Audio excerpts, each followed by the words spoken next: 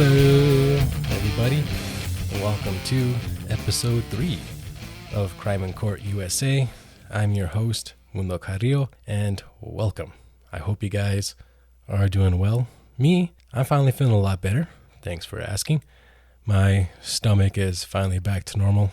I actually went to the doctor just to, make sure that everything was okay and good to go. And I didn't know that diarrhea was a COVID symptom, right? So I get to the door and of course they ask you, they take your temperature and then they ask you if you have do you have all these symptoms like fever, cough, lack of taste and smell, blah, blah, blah, and so on. And diarrhea and vomiting. I'm like, oh no, I have diarrhea. And then I can see the alarms going off in the lady's head, rear, rear. Oh, great. So she runs off and she starts making a bunch of phone calls and stuff. And I'm just standing there. It kind of reminded me of the scene from Monsters, Inc. Remember where the one monster has the sock stuck to his back and then the whole hazmat team comes in and takes him out? I thought that was going to happen to me, but nope. Turns out it was all good. So went to the doctor. She basically told me I have a tummy ache and to eat some chicken noodle soup and drink ginger ale and just a lot of water and just wait for it to go away. Kind of felt like I was a little kid in the nurse's office or something, but oh well, what are you gonna do? Anyways, I'm feeling good. Back's still a little messed up, but that's all good. It's all good, baby. Anyways, enough about that. Let's actually get into some news. This week, the Department of Justice announced that it is investigating policing practices and the culture of the Minneapolis Police Department and the Louisville Police Department. On April 21st, the day after, former Minneapolis police officer Derek Chauvin was found guilty of murder and manslaughter charges in the death of George Floyd last May, U.S. Attorney General Merrick Garland announced that the Department of Justice will look into whether the Minneapolis Police Department has engaged in systematic misconduct that constituted unlawful or unconstitutional policing. Garland said the investigation will look into whether Minneapolis police engage in excessive force or discriminatory conduct or abuse those with mental illness and physical disabilities. The DOJ will also look into how police dealt with protesters, like using tear gas and other less lethal weapons, as protests erupted in the city after George Floyd's death. Garland said he wanted to wait until after the verdict was reached so as to not influence the jury. And 5 days later, on April 26th, Garland announced an investigation into the Louisville Police Department in light of the death of 26-year-old Breonna Taylor at the hands of police. In March 2020, Taylor and her boyfriend were asleep when police used a battering ram to break into the house as part of a drug investigation to her ex-boyfriend. Her boyfriend at the time, who was not the boyfriend who was under investigation, said he thought the police were intruders and started shooting at them. Police returned fire and hit Taylor 6 times, killing her. One of the officers was charged not for shooting Taylor, but for wanton endangerment by firing shots in the neighborhood. 3 officers involved in the raid were terminated. Garland said this probe will examine whether the Louisville Police Department engaged in systematic abuses and unlawful police tactics. The Louisville investigation comes 13 months after Breonna Taylor was killed. That's kind of a while, but that's because the Trump administration has ceased these kinds of investigations because it thought that they affected morale and the effectiveness of police departments. And these kinds of investigations can take months or years, and they often end with a court-ordered agreement on changes to policing practices. That usually includes new policies and training. Now, a lot of police departments and a lot of cities have a civilian police oversight committee that looks into police use of force cases and policing practices and stuff like that. But they are typically limited in what they can do. Oftentimes, they can't issue subpoenas in a use of force case that investigation. They can't issue subpoenas in a use of force case they're investigating, and they often don't have access to internal affairs files. And sometimes police unions fight against them with lawsuits and other means. They can recommend discipline for a police officer, but most of the time the chief of police has the final say in disciplinary matters and often ignores the committee's recommendation. Give you guys an example. In 2012, the Department of Justice started investigating the Albuquerque Police Department, where I live, and found a pattern of excessive force and discriminatory policing. The department now has a court order to monitor, who reviews the progress the department is making under a federal agreement to address the issues, and that is still ongoing now about 9 years later. Sticking on to policing and policing practices, police consistently shoot about 1,000 people a year, which comes out to nearly 3 people a day. In fact, 6 people were killed by police in the 24 hours after Derek Chauvin's guilty verdicts were read on April 20th, including that of 16-year-old Micaiah Bryant in Columbus, Ohio, and Andrew Brown Jr. in Elizabeth City, North Carolina. Both of them are black. On Tuesday, April 20th, a Columbus, Ohio police officer fatally shot 16-year-old Bryant as she was lunging at another teen with a knife. The following day, Brown was shot in his driveway as police were attempting to execute a search warrant and arrest warrant on him. Court documents accuse Brown of selling crack, cocaine, meth, and heroin, and he is a convicted felon with a history of resisting arrest. On Tuesday, April 20th, Brown's family lawyers said an independent autopsy revealed that Brown was shot a total of 5 times, including 4 times in the arm and once in the back of the head. Lawyers said body camera footage they were shown portrayed Brown getting shot in the back of the head. They were shown a 20-second video, they said, that was only just a snippet of the entire incident and was only from one deputy at the scene.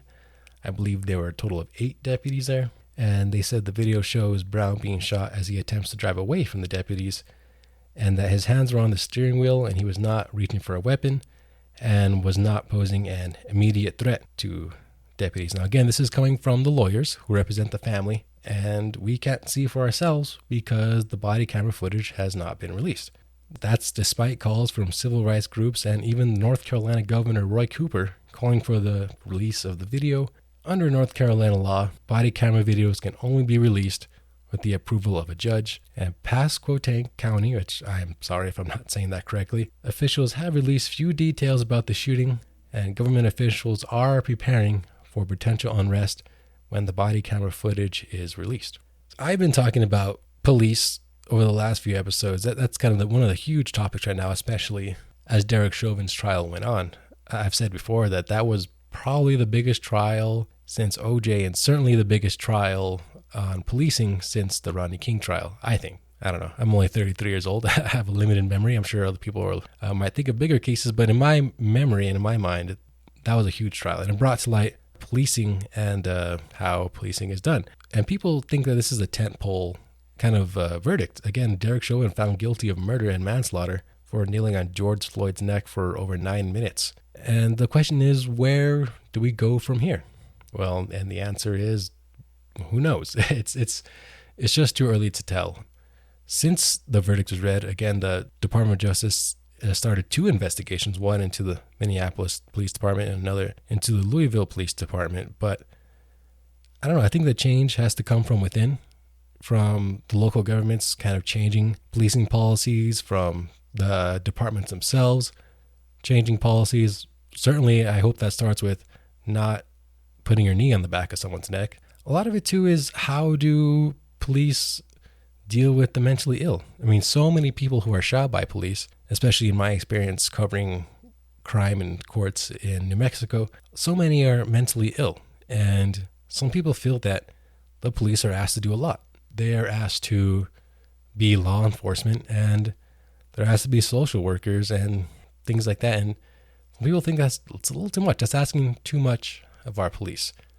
Here in Albuquerque, they started a public safety something, I forget. But anyways, they're more like social workers who will respond to a crisis situation and try to talk someone down. A lot of police departments have done that across the country, where they send in people who are better trained in crisis negotiation and how to deal with people who are going through a mental health crisis. So maybe more of that will start to happen. But again, I think only time will tell on how this verdict really changes things going forward. And I think most police departments have to wear body cameras across the country. I'm not entirely sure about that, but I feel like it's going that way, right? There's more video than there ever was, especially from the police themselves. Here in New Mexico, it's actually state law now for every single police department in the state, big or small, to have body cameras on their officers. So that's one way. That's accountability right there. That's just video proof of what went down, as opposed to just one person's word versus the other. So again, you guys, we'll see how that all shakes out. Again, really, only time will tell. All right.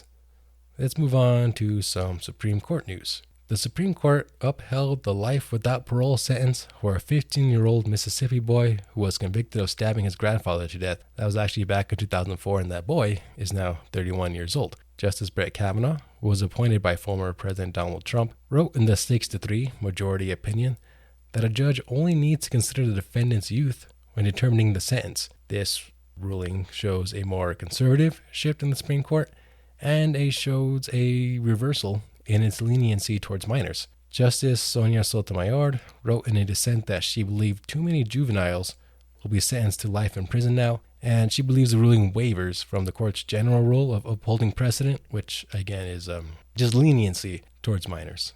Democrats have recently introduced a bill to expand the Supreme Court from 9 justices to 13 justices. Many believe that's a move to, quote, pack the court with more liberal-leaning justices, but the bill likely won't go anywhere because House Speaker Nancy Pelosi says she wouldn't introduce the bill to the House floor and sides with President Joe Biden's decision to create a committee that will study the possibility of expanding the court. So slow down there, guys. And that kind of gets into the politics of it all, right? I mean, Democrats control the House, the Senate, and they have the presidency, but the one thing that they don't have a majority in is the Supreme Court. So people believe that they're trying to expand the number of justices on the court in order to get more liberals in there and to get things swinging in their favor again. But we'll see. We'll see how that one shakes out as well. That would be a huge shakeup to the system to go from 9 to 13.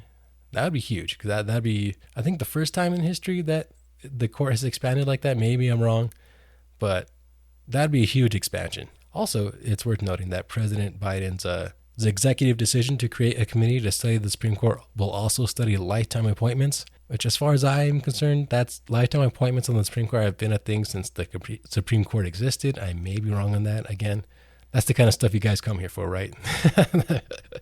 Maybe I'm right. Maybe I'm wrong. I don't know. But either way, expanding the court and possibly not giving justices lifetime appointments, those would be huge changes. So we'll see how that all shakes out. I'm sure that study might take a while, so we might not see any movement on that for a while. All right, that's kind of the biggest news of the week, and I have nothing else to say. I really appreciate you guys listening. Remember to please rate and review the show on podcast apps. Share it with your friends. Share it with your enemies. And you can follow me on Twitter at Mundo. And until next time, guys, I'm out. Peace.